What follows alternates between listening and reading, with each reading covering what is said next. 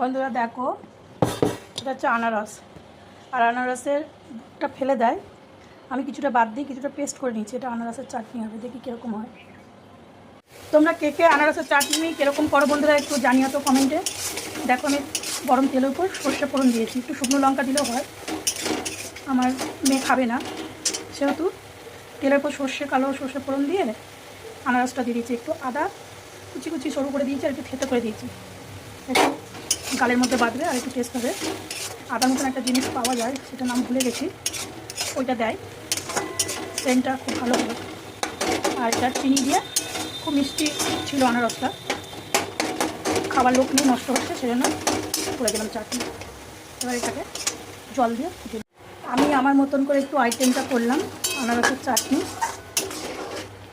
জানি না তোমরা কীরকম করো। আর লাস্টে একটু ড্রাই ফ্রুটস মানে একটুখানি কিচমিচ আর একটা কাঠবাদাম একটু দিয়ে দিলাম টেস্ট হওয়ার জন্য। দেখো বন্ধুরা কেমন হবে জানি না। বন্ধুরা দেখো, মেয়ে বলছে হলুদ বেশি দিচ্ছে, হলুদ জাস্ট টাচ করেছি, এরম করে না, এরম আলাদা তুলে খাও। বন্ধুরা দেখো, এটা হচ্ছে আনারসের চাটনি। কেমন হলো? অলরেডি চাটনিটা হলো। কে কে আনারসের চাটনি কীরকম বানাও একটু জানিও।